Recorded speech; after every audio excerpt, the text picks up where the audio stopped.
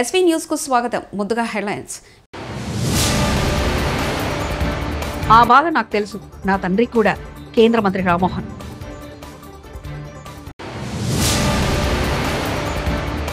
AP CM చంద్రబాబుతో తెలుగు సినీ పరిశ్రమ ప్రముఖుల కీలక భేటీ.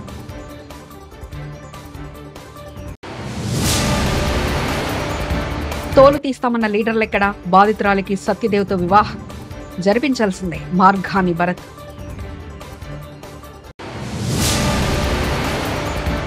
కొండపల్లి కోటపై యోగాంధ్ర. అహ్మదాబాద్లో ఈ నెల 12న జరిగిన ఎయిర్ ఇండియా విమాన ప్రమాద ఘటన తీవ్ర దిగ్భ్రాంతికి గురిచేసింది. ఈ దుర్ఘటనలో విమానంలో ఉన్న 242 మందిలో 241 మంది ప్రాణాలు కోల్పోగా ఒక్కరు మాత్రం మృత్యుంజయుడిగా నిలిచారు. ఇక విమానం మెడికల్ కాలేజ్ హాస్టల్లోకి దూసుకెళ్లడంతో 33 మంది మెడికల్ కూడా ప్రాణాలు కోల్పోయారు. తాజాగా ఈ విమాన ప్రమాదంపై కేంద్ర పౌర విమానయాన శాఖ మంత్రి రామ్మోహన్ నాయుడు మీడియా సమావేశం నిర్వహించారు. ఈ సందర్భంగా కేంద్ర మంత్రి మాట్లాడుతూ విమాన ప్రమాదంలో చనిపోయిన కుటుంబాలకు సంతాపం వ్యక్తం చేశారు.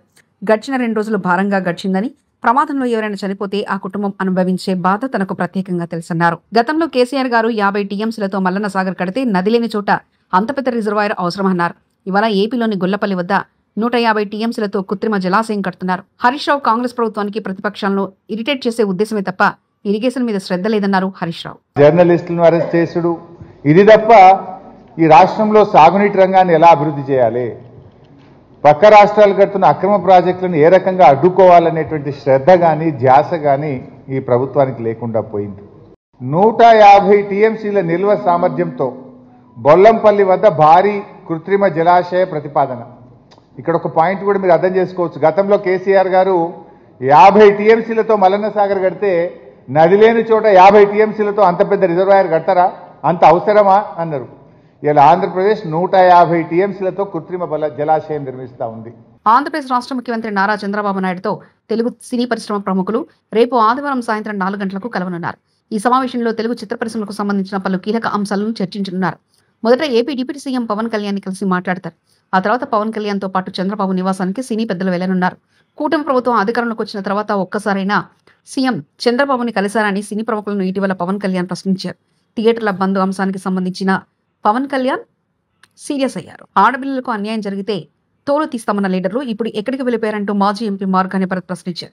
రాజమండ్రిలో దళిత బాలికకు అన్యాయం జరిగితే చివరకు మహిళా కమిషన్ కూడా స్పందించని స్థితిలో ఉందంటూ ఆవేదన వ్యక్తం చేశారని శనివారం ఈ ఉదంతంపై ఆయన మీడియా సమావేశంలో మాట్లాడారు.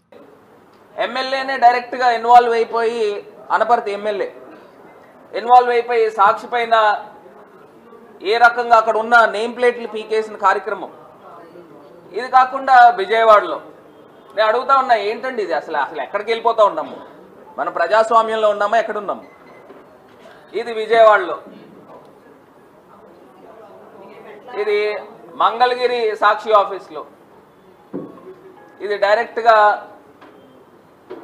పీకేసిన పరిస్థితులు సాక్షి అనే అంశాన్ని. సో ఈ రకంగా ఏలూరులో అయితే డైరెక్ట్గా సాక్షి ఆఫీస్ని తగలబెట్టేసిన కార్యక్రమం, డైరెక్ట్గా లోపలికి వెళ్ళి మంటలు పెట్టేసిన కార్యక్రమం. నేను అడుగుతా ఉన్నా, మరి ఇది ప్రజాస్వామ్యం అంటారా అని అడుగుతా ఉన్నా. దీన్ని ఏమని అంటారో అని అడుగుతున్నా. ఇప్పుడు మీరు డైరెక్ట్గా ఆర్గనైజ్డ్గా తెలుగుదేశం పార్టీ నాయకుల్ని ఎమ్మెల్యేలని పంపించి సాక్షి ఆఫీసుల్ని ధ్వంసం చేసే కార్యక్రమము, తగలబెట్టే కార్యక్రమము రాష్ట్ర వ్యాప్తంగా పలు చోట్ల జరిగింది. మరి నేను అడుగుతా ఉన్నా, ఇదే చంద్రబాబు నాయుడు గారిని, ఇదే ఆంధ్రప్రదేశ్ రాష్ట్ర పోలీస్ శాఖను అడుగుతా ఉన్నా, ఈ జరిగిన ఘటనలపైన మీరు ఎక్కడెక్కడ ఎవరెవరిపైన కేసులు నమోదు చేశారని అడుగుతా ఉన్నా. ఇది ప్రజాస్వామ్యంలో ఉన్నామా? సుప్రీంకోర్టే డైరెక్ట్గా ఇది ఫ్రీడమ్ ఆఫ్ స్పీచ్ని ఇది కాపాడాలి, పరిరక్షించాలి అని సుప్రీంకోర్టే వ్యాఖ్యలు చేసినప్పుడు, మీరు నేరుగా ఇలాగా దాడులు చేయించినప్పుడు వీళ్ళపైన మీరు ఎవరెవరిపైన ఏ ఏ కేసులు కట్టారు అని చెప్పేసి నేను సూటిగా ప్రశ్నిస్తా ఉన్నా. తల్లికి గౌరవం కూడా ఇవ్వలేని వాళ్లు తల్లికి వందనం గురించి మాట్లాడడం విడ్డూరంగా ఉందని బీసీ సంక్షేమ శాఖ మంత్రి ఎస్ సవిత మీడియా సమావేశంలో మాట్లాడారు. కోట్ల రూపాయలు తల్లి వందనం కింద డైరెక్ట్ తల్లిదండ్రుల అకౌంట్లోకి అమౌంట్ క్రెడిట్ అయిందనే విషయం కూడా తెలియజేస్తూ, తల్లిదండ్రులు ఒక పక్క, పిల్లలు ఒక పక్క నిజంగా చాలా ఆనందంగా ఉన్నారన్న విషయాన్ని కూడా మీకు తెలియజేస్తున్నాం. గత ప్రభుత్వం చేసిన అప్పులు కట్టుకుంటూ ఈరోజు మరీ చంద్రబాబు నాయుడు గారు డిప్యూటీ సీఎం పవన్ కళ్యాణ్ గారు, ఒక పక్క యువగళం అధినేత, ఈరోజు తల్లి వందనం ఇవ్వటం నిజంగా చాలా ఆనందంగా ఉంది. అంతేకాకుండా మొత్తం తల్లి వందన పథకానికి మొత్తం వ్యయం వచ్చి 10,091 కోట్ల రూపాయలు. మరి అందులో పాఠశాల అభివృద్ధి కోసం 13,046 కోట్ల రూపాయలు వెచ్చించామన్న విషయం కూడా మీకు తెలియజేస్తున్నాం. మరి గత ప్రభుత్వంలో ఈ తల్లి వందనం కూడా ఇంట్లో ఎంతమంది బిడ్డలుంటే అంతమందికి తల్లి వందనం అందజేసామన్న విషయాన్ని కూడా మీకు తెలియజేస్తున్నాం. ఒకరు ఉంటే 13,000, ఇద్దరుంటే 26,000, ముగ్గురుంటే 36,000, నలుగురుంటే 52,000, 5 మంది బిడ్డలుంటే 65,000 రూపాయలు అందజేశామన్న విషయాన్ని కూడా మీకు తెలియజేస్తున్నాం. మరి నిజంగా ఈరోజు తల్లిదండ్రులంతా ఆనందంగా ఉన్నారు. చూడండి, ఈ తల్లిదండ్రులకు 4 ఆడబిడ్డలు, 4 ఆడబిడ్డలకి తల్లి వందనం ఇవ్వటం వల్ల వారు ఎంత ఆనందంగా ఉన్నారంటే నిజంగా నిన్నటి రోజు అందరికీ ఫోన్లు చేసి లోకేష్ బాబు గారు మా బిడ్డలకు సహకరించినందుకు లోకేష్ బాబు గారికి ప్రత్యేకమైన ధన్యవాదాలను కూడా తెలియజేశారు. అంతేకాకుండా మరి ఈ తల్లిదండ్రులకు 4 బిడ్డలు, మరి ఈ తల్లిదండ్రులకు 5 మంది బిడ్డలు, వాళ్లకు 65,000 రూపాయలు నిన్న క్రెడిట్ అయ్యింది. వాళ్ళ ఖాతాల్లో 65,000 మందికి పడింది. 65,000 రూపాయలు పడింది అనే విషయం కూడా తెలియజేస్తున్నాం. మరి ఒకే కుటుంబానికి 4 నలుగురికి తల్లి వందనం అందిందని కూడా మీడియాలో అంతా వచ్చింది. మరి గత ప్రభుత్వం ఎన్నికల సమయంలో నా చెల్లమ్మలు, నా బిడ్డలు, నేను ప్రతి బిడ్డకు మేనమావని చెప్పుకున్నారు. అధికారంలోకి వచ్చిన తర్వాత ఏ విధంగా మోసం చేశారో మీరు అందరూ చూశారు.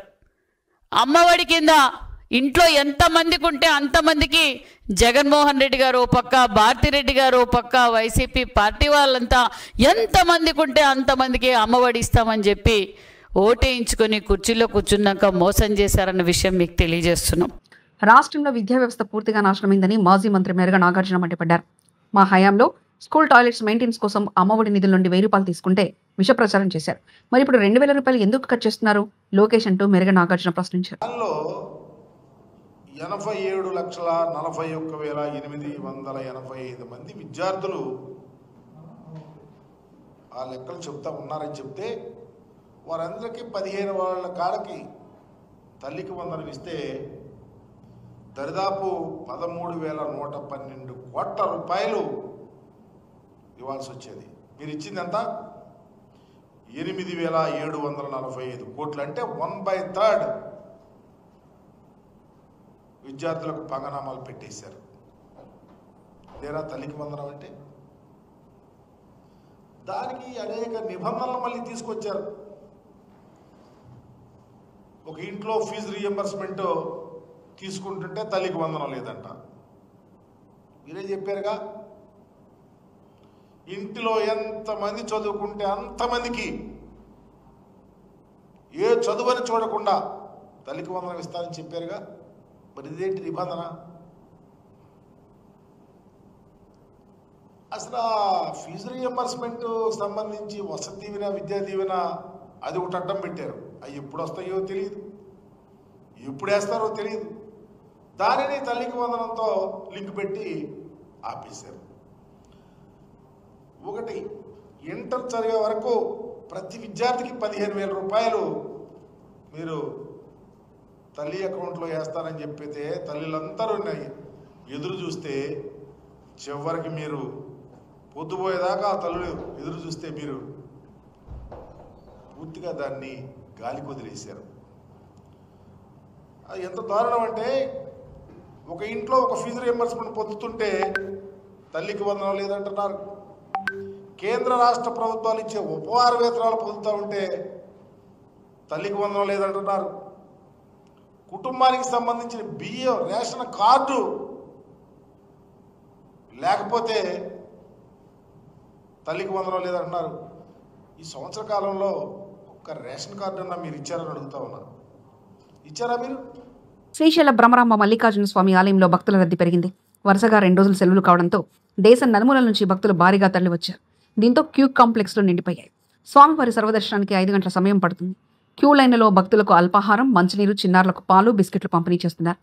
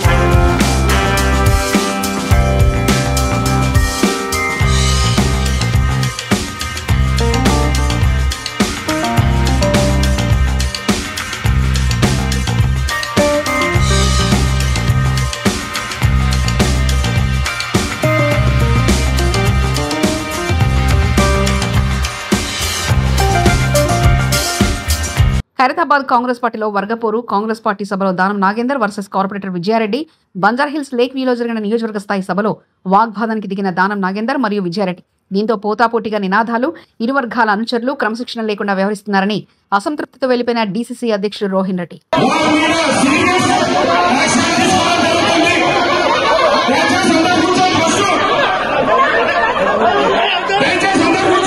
యోగాకు ప్రాచుర్యం కల్పించేందుకు ఎన్టీఆర్ జిల్లాలోని చారిత్రక కొండపల్లి కోటపై యోగాంధ్ర కార్యక్రమాన్ని జిల్లా యంత్రాంగం ఘనంగా నిర్వహించింది.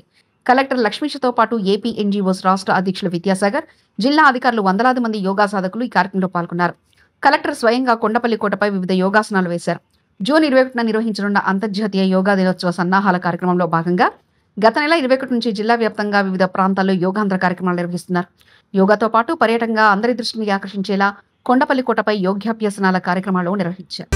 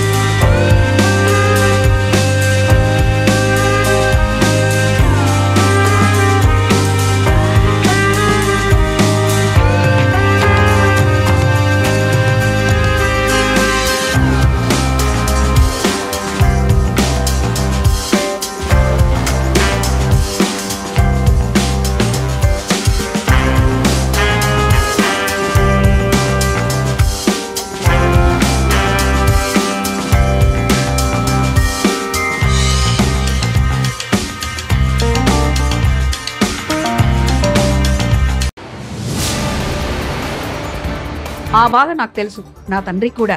కేంద్ర మంత్రి రామ్మోహన్.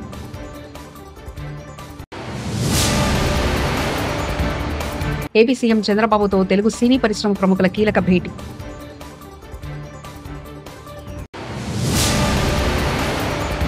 తోలు తీస్తామన్న లీడర్లెక్కడా? బాధితురాలికి సత్యదేవ్తో వివాహం జరిపించాల్సిందే మార్గాని భరత్.